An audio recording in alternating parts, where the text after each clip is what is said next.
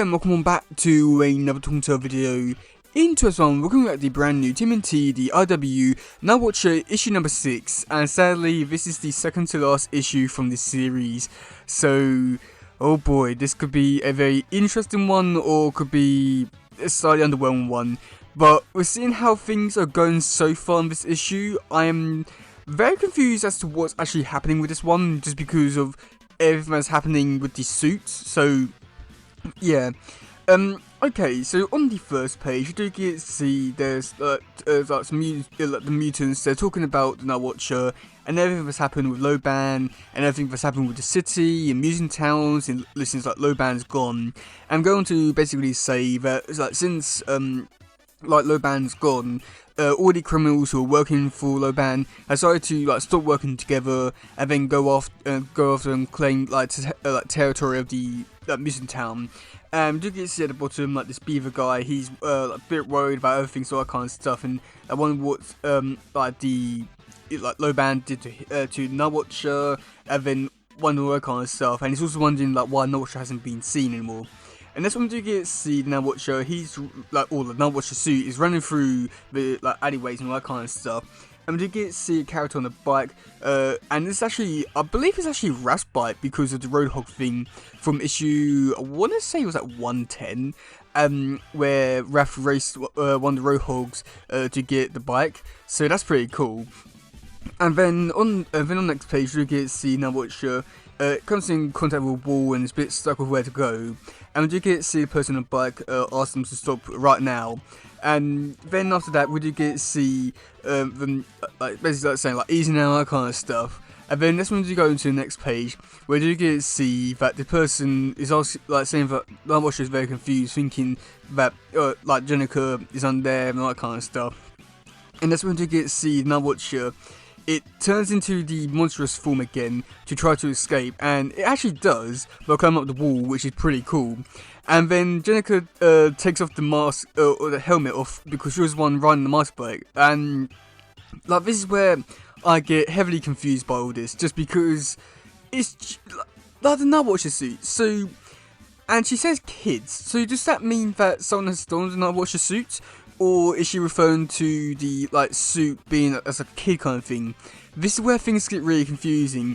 And considering that in the last issue that she was in the Nightwatcher suit and all that kind of stuff, and now suddenly it's, you know, has a mind of its own or something along those kind of lines. They've not really explained it or set things up really well. So I'm very confused as to what's really going on here, but hopefully it'll be explained. But at the same time, I'm not too sure if it will or not, but yeah. So then going over to the next page, you get to see Jenica. She rides back over to warehouse, and that's when she's talking to Loban, or not really talking to Loban, but Loban is talking to Jenica, and there isn't really too much to really talk about here, just because he goes on to say that, oh yeah, like, you know, like Thea is Jenica's only friend and all that kind of stuff. And basically, like, you know, because of the mutant town and all that kind of stuff, like, maybe perhaps she should, like, maybe talk to someone who's a bit more animal than a man, sort of, like, referring to himself. We do get to see her, she makes some breakfast for him, and, after that, we do get to see him just talk about saying that, like, he goes on to, like, explain that basically, even though the Nightwatcher suit is more or less like her crutch to walk as of right now, because she hasn't healed herself from the last time that they all fought. So then we do cut over to the final page where we do get to see Jenica. She lies down on the bed, and then she starts to do some exercises to help her leg. Yeah, I mean, there's not really so much to this page other than like it's good to see that she's finally healing herself and being better and all that kind of stuff. But at the same time, like, why isn't she like going back to her apartment, like shooting a ball and all that kind of stuff? There's a lot of like confusing aspects to this bit and all that kind of stuff.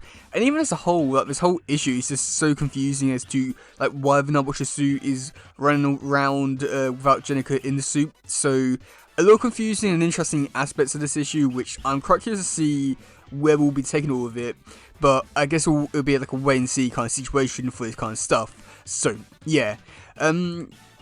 Okay, so for the description for this issue, it is Nightwatcher is beaten, heartbroken for the epic conclusion of the first arc of the series, as she puts the pieces of her life back together and debates whether or not she wants to continue being the Nightwatcher. Loban tries to offer her a place in his future, a future that is great for mutants and awful for everyone else. In her wounded state, Nightwatcher gives it serious thought. Is her soul unbalanced and Loban's thought of taking?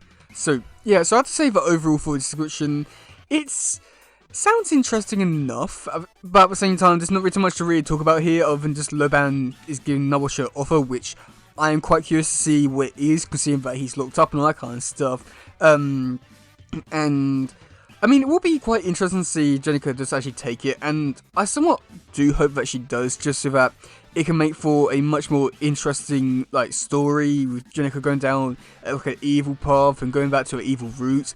I feel like that could be quite interesting to see play over across other issues, but if they were to actually get to that point with Jennika's character, it is a completely different character situation altogether. So I hope they do, but at the same time I doubt it. So yeah. Okay, so for the covers, so this is where things do get a little bit interesting. So for cover A, which is done by Claire Rowe, and surprisingly it's not done by Theo Pentry, who's still doing the artwork for this series, but didn't do the cover for this one, which I'm not too sure why, just because it the issue afterwards, it goes back to Theo Pay's still doing the artwork, so I'm not too sure what went wrong here, but either way, it's still pretty cool to see another artist come on to do the cover for this one. And for this one, there's not really too much to really talk about here, just because it's just the Nightwatcher just standing there in the night sky with the moon behind it and all that kind of stuff. The artwork for this one, it does look quite nice with seeing all the shadows, the different lighting from where it's sitting, the armor and all that kind of stuff. I do like all the blues and greens in the background to say with night sky and that kind of stuff. It does look quite nice and really beautiful. But other than that, there's not really much to it. So yeah. So then for cover B, which is done by Junie Barr, this one, I do find this one to be a rather interesting one with how they do present it, because this one is half Jennika and half Nightwatcher, and then showing different aspects of their lives with all the weapons, things to make up their lives. So we've got for Jennika, we've got her music, got scissors for some reason, and then for Nightwatcher we've got a hammer, a tonfa.